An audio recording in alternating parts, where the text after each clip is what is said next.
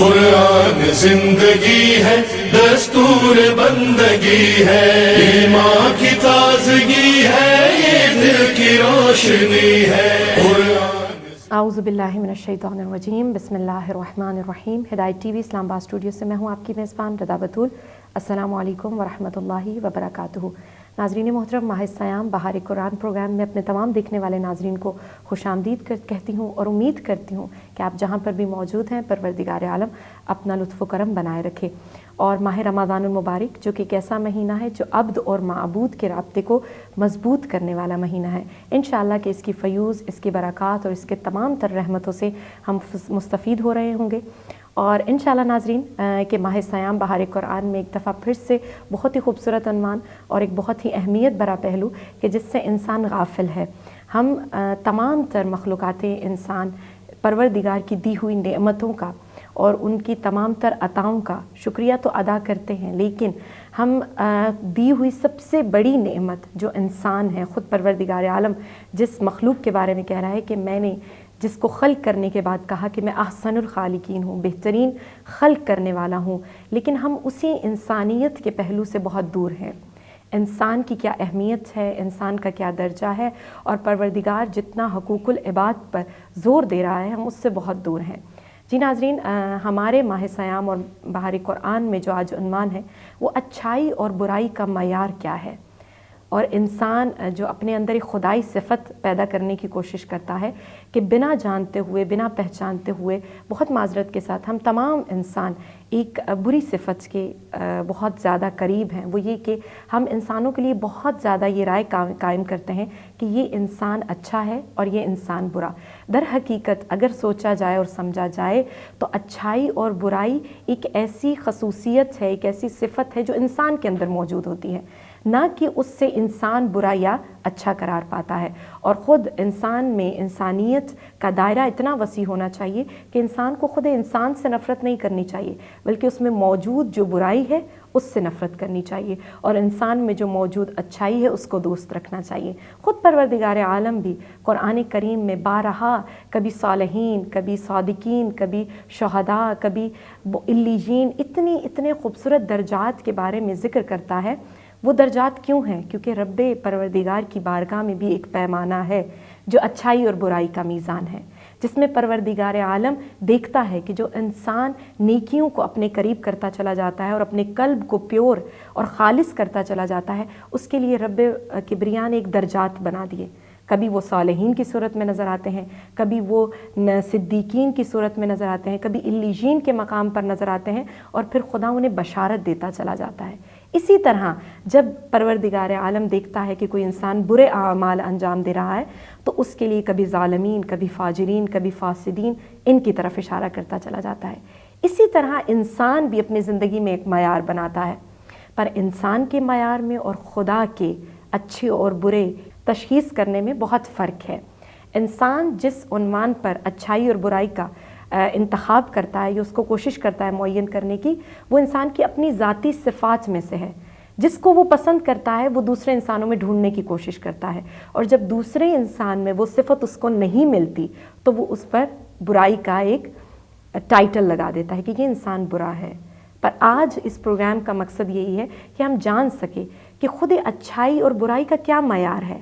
انسان کیوں پوری زندگی نہیں پہچان سکتا کہ کون سی راہ اچھی ہے، یا کون سا شخص اچھا ہے، یا کون سی صفات اچھی ہیں جس کو مجھے اپنانا ہے، اور کون سی برائی ایسی ہے، کون سی بری راہیں ایسی ہیں جن سے ہمیں دور رہنا ہے۔ تو اپنے اسٹوڈیو میں سب سے پہلے تو خوش آمدید کریں گے محمد اعجاز نگری صاحب کو۔ السلام علیکم۔ وعلیکم السلام کیسے ورحمۃ ہیں اللہ؟ بہت شکریہ، انشاءاللہ کہ آپ خیریت سے ہوں گے۔ بہت شکریہ ایک دفعہ دوبارہ آپ کو ہم نے زحمت دی اور آپ کے علم سے مستفید ہونے کے لیے بہت شکریہ آغا صاحب۔ اور آغا صاحب سے سوال کریں گے اور جانیں گے جو ذہنوں میں ہمارے سوال اٹھتے ہیں کہ پھر اگر اچھائی اور برائی ایک بہت بڑا معیار ہے، ایک بہت بڑا میزان ہے، تو پھر ہم اس کو تشخیص کیسے دیں؟ کس طرح سے مشخص کریں کہ یہ انسان اچھا ہے، یہ چیز اچھی ہے، یہ راہ اچھی ہے، مجھے اس کو چننا ہے، یا یہ برائی والی جگہ ہے، مجھے اس سے دور رہنا ہے، یا یہ برا انسان ہے، مجھے اس سے دوری اختیار کرنی ہے۔ تو سب سے پہلا سوال آغا صاحب آپ سے کرنا چاہوں گی کہ تشخیص سے اچھائی و برائی کس طرح سے انسان کرے؟ بسم اللہ الرحمن الرحیم۔ بہت اچھا سوال ہے۔ معمولاً جب ہم معاشرے میں دیکھتے ہیں، جو لوگ معاشرے میں زندگی بسر کرتے ہیں، اسلامی معاشرے سے ہٹ کر، یعنی ایک عام معاشرے کو اگر ہم مد نظر رکھیں جس میں موحد بھی ہوں، یعنی اللہ تعالیٰ کو جو لوگ مانتے ہوں، اور وہ افراد جو اللہ تعالیٰ کو بالکل مانتے ہی نہیں ہیں، بے عنوان رب، بے عنوان خالق مانتے ہی نہیں ہیں، ایسے لوگ بھی ہیں اس دنیا میں، بہت سارے ایسے لوگ زندگی بسر کرتے ہیں۔ جب ہم دیکھتے ہیں کہ مختلف معاشروں میں مختلف افراد مختلف اعمال اور مختلف افعال کام انجام دیتے ہیں، بالکل، اور یہ ایک فطری چیز ہے کہ ہر انسان جو کام انجام دیتا ہے وہ اس کو صحیح سمجھتا ہے، اس کی نظر میں وہ کہہ رہا ہے کہ میں نے جو کام انجام دیا ہے وہ صحیح کام انجام دیا ہے۔ اب اس صحیح کام میں اگر ہم غیر مسلم معاشرے کو ہم دیکھیں تو ٹھیک ہے، وہ خدا کو ہی نہیں مانتے ہیں، وہ کسی مکتب اور آئین کے ہی پابند نہیں ہیں، تو وہ جس طرح چاہیں وہ اس طرح زندگی کریں گے، جب تک وہ اللہ تعالیٰ کی اس ہدایت کی طرف وہ متوجہ ہوتے ہیں اس وقت تک وہ اسی مطلب گمراہی میں وہ زندگی بسر کر رہے ہیں۔ مثال کے طور پر جو بالکل اللہ تعالیٰ کو مانتے ہی نہیں ہیں، وہ کہتے ہیں کہ یہی دنیا ہے، جو کچھ بھی ہے، بہشت ہے، جہنم ہے، جو کچھ ہے یہی ہے، بے شک ایسا ہی، اور وہ اپنی جو کمائی ہے وہ عیش اور عیاشی میں جس طرح ان کا دل اور بلکہ ان کا نفس جس طرح ان کو کھینچتا ہے، اسی طرح وہ اپنی زندگی کو مکمل کر دیتے ہیں اس دنیا میں۔ اور جو مسلم ممالک ہیں یا مسلم جو معاشرے ہیں، ادھر بھی یعنی افسوس سے یہ ہم کہنا پڑتا ہے اور ہمیں یہ چیزیں نظر آتی ہیں کہ وہ لوگ بھی یعنی جو حدود ہیں، جو شرعی قوانین ہیں، اللہ تعالیٰ کے مخلوق ہیں سارے، لیکن اللہ تعالیٰ جو ان سے طلب کرتا ہے وہ کام انجام نہیں دیتے، بے شک ایسا ہی، بلکہ جو کچھ انجام دیتے ہیں وہ کہتے ہیں کہ مجھے اس طرح پسند ہے، ایسا ہی، میں اس اپنی طرح رائے کو چاہتا ہوں، قائم اپنی رائے کو قائم کرتے ہیں، اپنی رائے کو ملاک اور معیار قرار دیتے ہیں کسی کام کو انجام دینے کے لیے۔ ایسا ہی، ایسا ہی، تو کیا واقعاً ایسا ہے کہ انسان اپنے جو مسالے ہیں، مصلحتیں ہیں، ان مصلحتوں کو انجام دے سکتا ہے؟ یا جدھر انسان مائل ہو رہا ہے کیا اسی طرف انسان اسی کو طرف جانا چاہیے؟ جانا چاہیے، یا مطلب کچھ اور ہیں، اصول ہیں، کچھ اور ضوابط ہیں؟ بے شک، جب ہم یقینی بات ہے ہم مسلمان ہیں، ہم قرآن کو مانتے ہیں،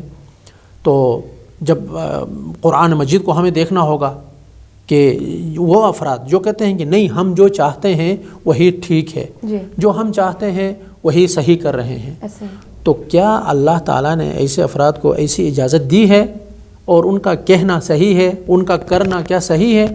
جب ہم قرآن کی طرف رجوع کرتے ہیں تو اللہ تعالیٰ ارشاد فرما رہا ہے کہ وَعَسَىٰ أَن تَكْرَهُوا شَيْئًا وَهُوَ خَيْرٌ لَكُمْ وَعَسَىٰ أَن تُحِبُّوا شَيْئًا وَهُوَ شَرٌ لَكُمْ سبحان اللہ، وَاللَّهُ يَعْلَمُ وَأَنْتُمْ لَا تَعْلَمُونَ۔ یعنی کبھی کبھار یعنی ممکن ہے تم کسی چیز کو برا سمجھتے ہو جبکہ وہ تمہارے حق میں ہے، بہتر ہوگی، بہتر ہوگی، اور بعض چیزوں سے وَعَسَىٰ أَن تُحِبُّوا شَيْئًا یعنی ممکن ہے کہ آپ کسی چیز کو پسند کرتے ہیں، وَهُوَ شَرٌ لَكُمْ یعنی وہ تمہارے لیے برا ہے، وہ صحیح نہیں ہے، وَاللَّهُ يَعْلَمُ وَأَنْتُمْ لَا تَعْلَمُونَ یعنی اللہ تعالیٰ بہتر جانتا ہے اور آپ لوگ نہیں جانتے۔ بے شک، تو جب اللہ تعالیٰ یوں ارشاد فرما رہا ہے کہ تم صحیح تشخیص نہیں دے سکتے، تو اس کا مطلب یہ ہے کہ انسان جو دعویٰ کرتا ہے کہ میں نے جو کام انجام دیا ہے وہ میری نظر میں صحیح ہے، ہاں یہ ایک سراب ہے،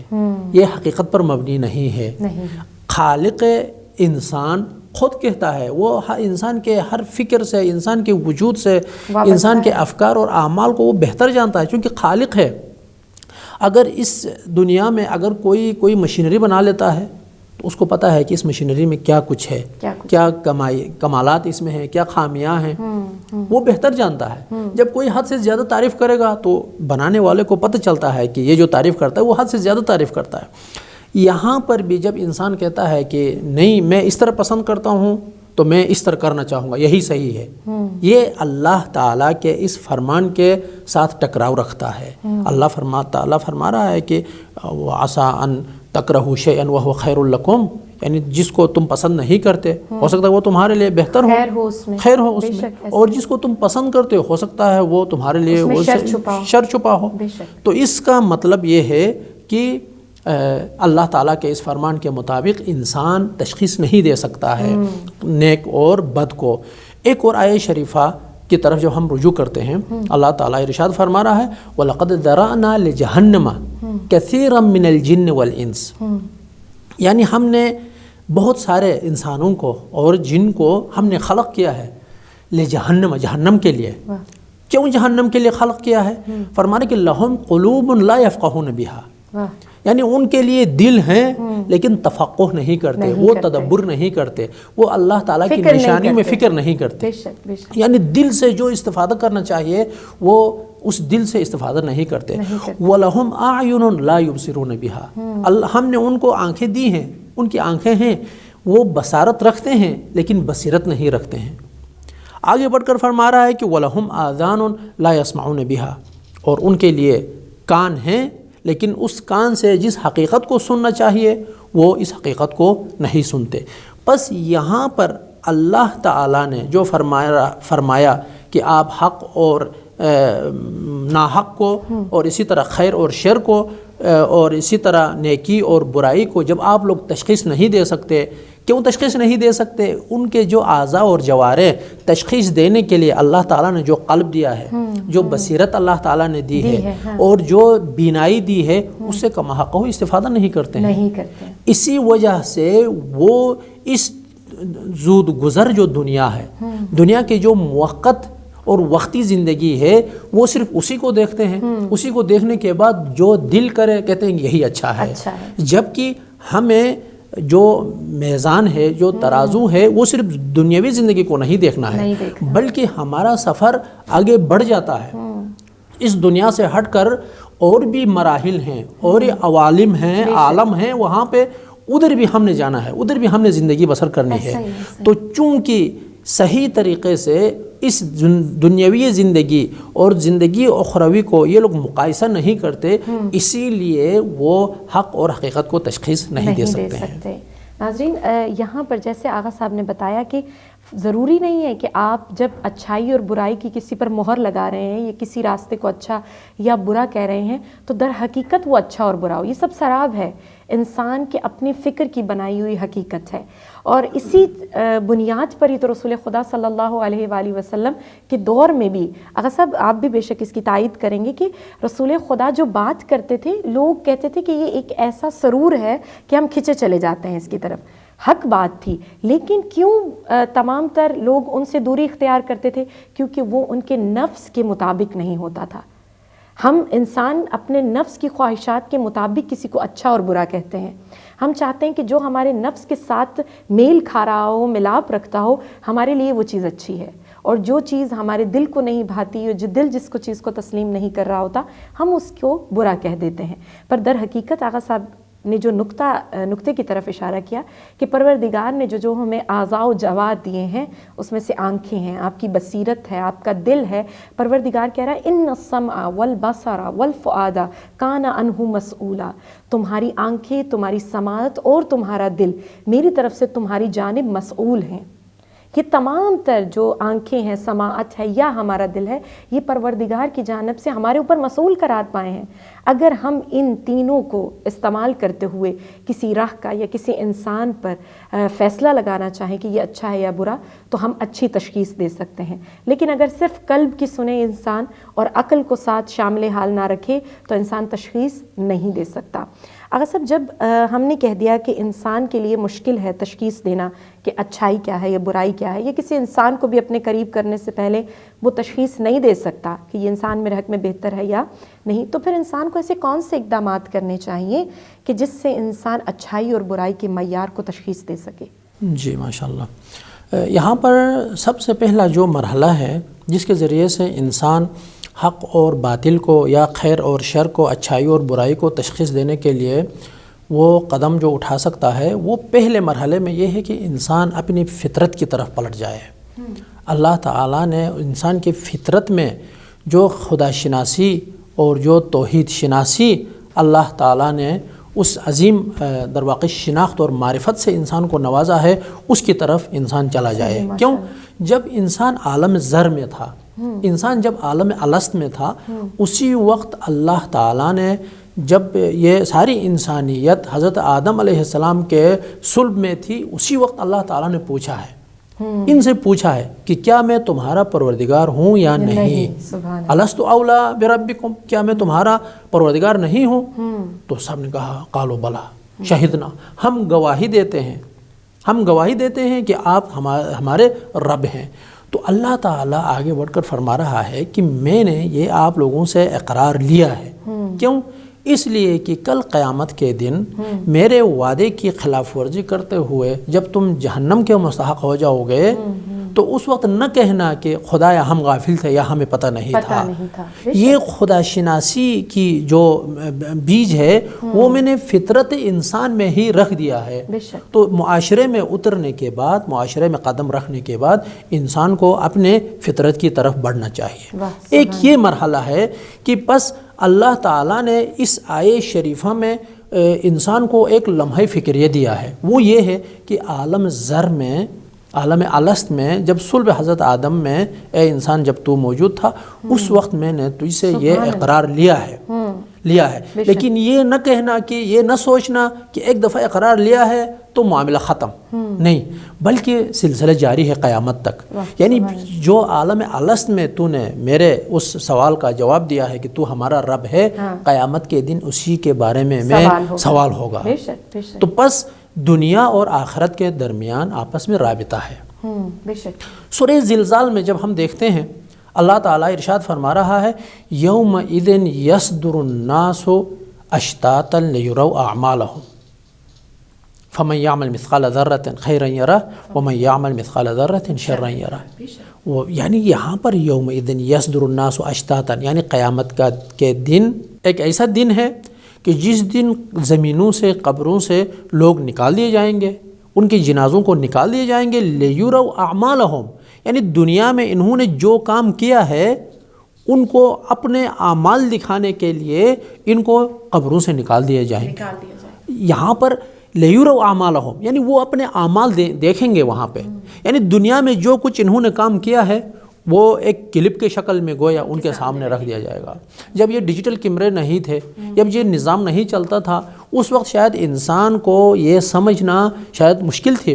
لیکن آیت اللہ مکارم شیرازی نے اپنی کتاب تفسیر نمونہ میں اس نقطے کی طرف اشارہ فرمایا ہے. تفسیر نمونہ آج سے شاید 50 سال پہلے یا اس سے بھی پہلے تالیف ہو گئی ہے.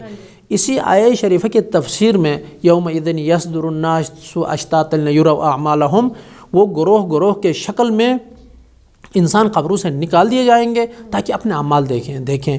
تو جس طرح آپ آج ایک انسان کو ایک شوٹنگ کی کوئی کلپ یا کوئی کردار جب آپ ویڈیو بنا کے دکھا دیتے ہیں تو قیامت کے دن اللہ تعالیٰ اس انسان میں کرام الکاتبین نے جو کچھ انجام دیا ہے وہ اس کے فائل اور اس کی فلم سارے انسان کے ہاتھ میں تھما دیں گے. تو آغا صاحب یہ کتنا ایک خوفناک منظر ہوگا کہ جب انسان کے لیے روز محشر وہ ویڈیو کے طور پر سارے اعمال چلا دیے جائیں گے. جی، اور انسان انکار بھی نہیں کر سکے گا. یعنی ایک مجرم کبھی کہنے کو کچھ نہیں ہے. یعنی کبھی ہو سکتا ہے انسان کے پاس مطلب کوئی شاہد نہ ہو، کوئی گواہ نہ ہو، کوئی دلیل نہ ہو، تو اس وقت شاید وہ انکار کرے کہ نہیں میں نے کوئی ایسا جرم نہیں کیا ہے. لیکن جب اس کی ساری جو مووی ہے اس کا سارا کردار اس کے سامنے ہے، جہاں جا رہا ہے، جہاں بول رہا ہے، جہاں کھا رہا ہے، جو کچھ کر رہا ہے، اس کی ویڈیو جب اس کو دکھا دی جائے گی تو پھر وہ انکار بھی نہیں کر سکے گا. تو جو لوگ یہ اعتقاد رکھتے ہیں کہ جو ہم کہتے ہیں وہی اچھا ہے، وہی صحیح ہے، تو ان کو یہ بھی معلوم ہونا چاہیے کہ آپ جو اچھا کر رہے ہیں وہ قیامت کے دن اس کی ساری ویڈیو آپ کو دکھا دی جائے گی، وہ آپ کو تھما دی جائے گی. تو بس پہلے مرحلے میں انسان کو کیا اقدام کرنا چاہیے؟ وہ اپنے فطرت کا جواب دینا چاہیے. اور دوسرے مرحلے میں قیامت کے دن انسان جو اس عالم میں جو کچھ کر رہا ہے وہ دیکھنے والا ہے، ادھر وہ دیکھے گا ادھر سب کچھ۔ تو تیسرے مرحلے میں انسان کو یہ معتقد بھی ہونا چاہیے کہ قیامت کے دن انسان کے جتنے اعمال ہیں وہ ترازو میں رکھ دے جائیں گے، وہ تولے جائیں گے۔ یعنی یہاں پر اچھائی اور برائی کا تشخیص کس طرح انسان کو ممکن ہے، یہاں پہ انسان کو یہ معلوم ہونا چاہیے کہ اس کے اعمال تولے جائیں گے۔ والوزن لیومئذ للحق، اللہ تعالیٰ ارشاد فرما رہا ہے کہ یہ وزن، یہ میزان، یہ ترازو قیامت کے دن بالکل برحق ہے، یہ ہر صورت میں انسان کے اعمال تولے جائیں گے۔ فمن ثقلت موازینہ، یعنی جس کا میزان وہ در واقع ثقیل اور وہ بھاری ہوگا، یہاں پر وہ کامیاب ہے، فاولئک هم المفلحون، وہ کامیاب ہے۔ واما من خفت موازینہ، لیکن جس کے میزان اور جس کے اعمال ہلکے ہوں گے، خفیف ہوں گے، ہلکے ہوں گے، یہاں پر در واقع اس نے اپنے نفس پر ظلم کیا ہے، یعنی اس نے خسران اور زیان اور نقصان جو کیا ہے انسان نے اپنے نفس پر ہی کیا ہے۔ باقی اللہ تعالیٰ نے در واقع ہدایت کو پہنچانے میں کوئی یہاں پر مطلب اللہ تعالیٰ کی جانب سے یا انبیاء اور جو افراد بھیجے گئے ہیں ان کے طرف سے کوئی کوتاہی نہیں ہے۔ تو یہاں پر قیامت کے دن کیسے اعمال کس کے ساتھ تولے جائیں گے؟ روایات میں ہمیں ملتا ہے کہ ہر امت کے اپنے انبیاء اور ائمہ اور اپنے دور کے جو اللہ کے رہنما ہیں ان کے اعمال کے ساتھ تولے جائیں گے۔ یعنی ہمارے اعمال، جب ہم نے پیغمبر اسلام صلی اللہ علیہ وآلہ وسلم کو بعنوان خاتم النبیین قبول کیا ہے تو ہمارے اعمال پیغمبر اسلام کے اعمال کے ساتھ، امیر المومنین علیہ السلام جب ہمارے امام ہیں، بعنوان امام جب ہم نے امیر المومنین علیہ السلام کو مانا ہے تو پھر ہمارے اعمال امیر المومنین علیہ السلام کے اعمال کے ساتھ تولے جائیں گے۔ یعنی ہمارا روزہ امیر المومنین علیہ السلام کے روزے کے ساتھ، ہماری نماز امیر المومنین علیہ السلام کی نماز کے ساتھ، ہمارے اعمال امیر المومنین علیہ السلام کے، ہمارے افکار امیر المومنین علیہ السلام کے ساتھ۔ اسی لیے امیر المومنین علیہ السلام کی زیارت میں ہم پڑھتے ہیں السلام علیک یا میزان الاعمال یا امیر المومنین، یعنی آپ ہمارے میزان ہیں، آپ میزان ہیں۔ جب ہم نے امیر المومنین علیہ السلام کو بعنوان امام، بعنوان خلیفہ الہی علی الارض جب مان لیا ہے تو ہمیں اس کی طرح بننا ہے۔ سبحان اللہ۔ جب ہم پوچھتے ہیں لوگوں سے کہ امیر المومنین علیہ السلام کی طرح بنو، آپ کا مقام کدھر ہے، کہاں پہ ہو جاؤ گے، جگہ مقام ملے گا قیامت کے دن، تو وہ کہتے ہیں کہ جہاں علی وہاں ہم۔ اچھا، عمل امیر المومنین علیہ السلام کی طرح کرتے ہو؟ تو پھر کہتے ہیں ہم کہاں اور علی کہاں۔ بے شک بہت ہاں، بڑی لیکن سچائی۔ ہاں یہ حقیقت یہ ہے کہ ہمارے اعمال تولے جائیں گے امیر المومنین علیہ السلام کے اعمال کے ساتھ۔ اللہ اکبر۔ ناظرین، یہ واقعاً ایک بہت بڑی حقیقت ہے کہ جس میں انسان ابھی اگر سوچے کہ جب میں نے اپنا امیر، میں نے اپنا رہنما امیر المؤمنین کو قرار دیا، یا اگر ایک خاتون ہے اور وہ اپنی رہنما یا کسی کو اپنا آئیڈیل قرار دے رہی ہے، اور جو سیدہ فاطمہ زہرا ہیں، تو پھر انسان کی تمام تر زندگی بھی ان ہستیوں جیسے ہی ہونی چاہیے۔ اگر ان ہستیوں جیسی نہیں تو ان کے مثل کم از کم ہونی چاہیے۔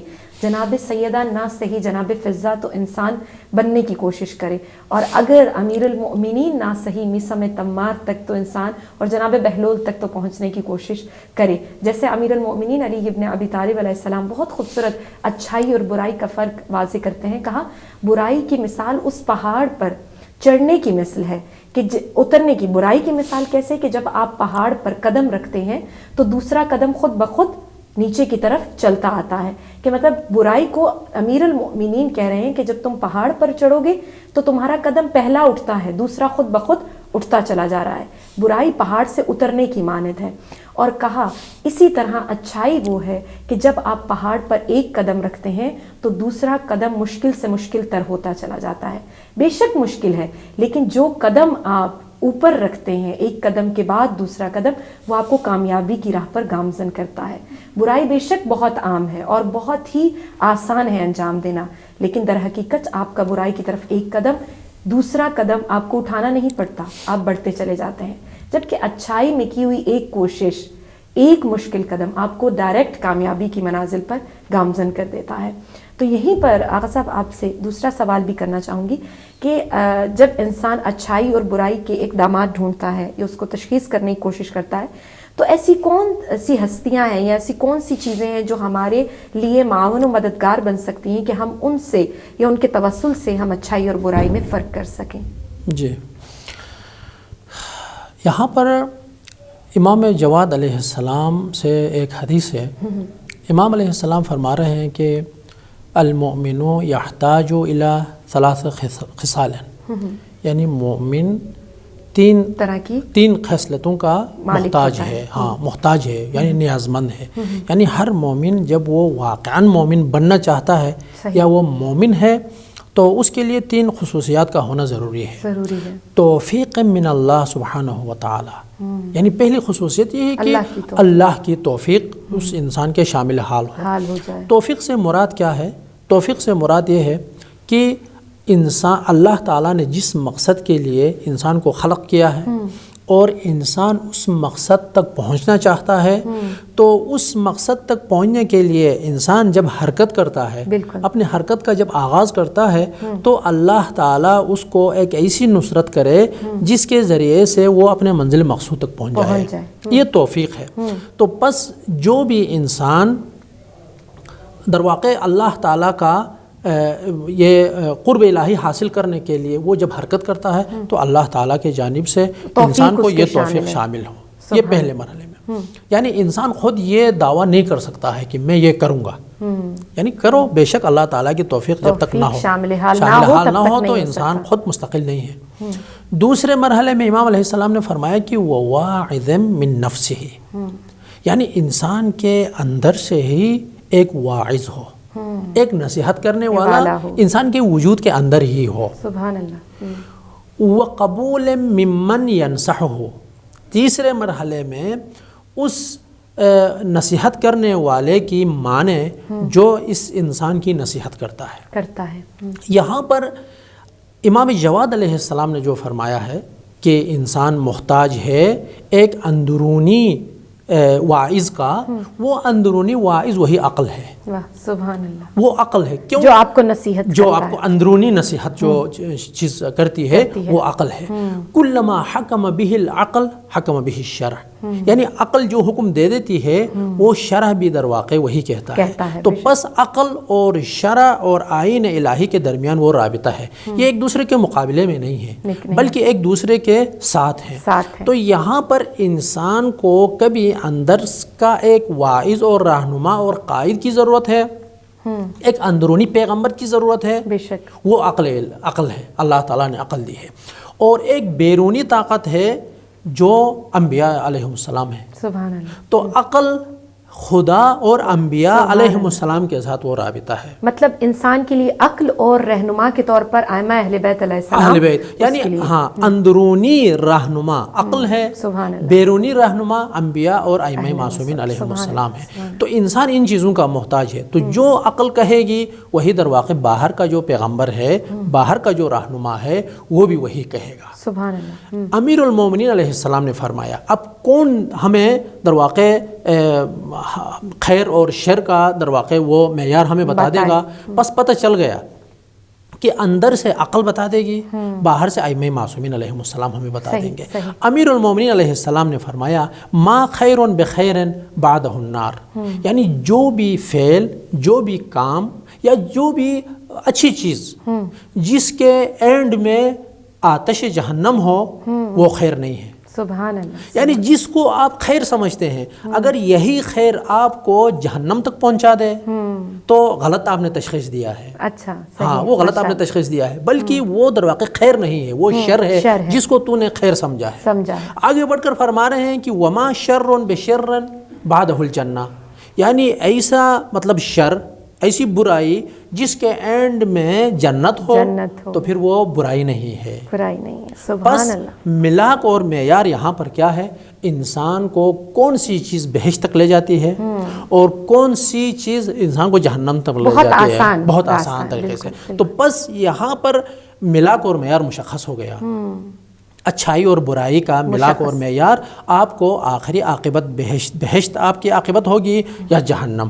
جو آپ کو بہشت تک لے جائے گی وہ در واقع نعمت کہیں یا جو بھی آپ اس کا نام دیں، خیر کہیں، نیکی کہیں، وہ اچھی چیز ہے۔ جو آپ کو جہنم کا دروازہ دکھا دے وہ بری چیز ہے۔ بری چیز ہے۔ یہاں پر انسان تشخیص دے سکتا ہے دو چیزیں جو میں نے عرض کی ہے کہ خود عقل اور رہنما بیرونی اندرونی۔ یہاں پر امام موسیٰ کاظم علیہ السلام کا ایک فرمان ہے۔ امام موسیٰ کاظم علیہ السلام فرماتے ہیں کہ ان اللہ سبحانہ وتعالی رکب البہائم شہوۃ بالعقل، اللہ تعالیٰ نے حیوانات کو، جانوروں کو خلق کیا ہے، رکب یعنی ان کو نوازا ہے، شہوتاً بلا عقل یعنی ان کے اندر خواہشات ہیں، صرف خواہشات نفسانی ہیں، بلا عقل یعنی ان میں کوئی عقل، تفکر، حمد الہی فلاں کچھ بھی نہیں ہے۔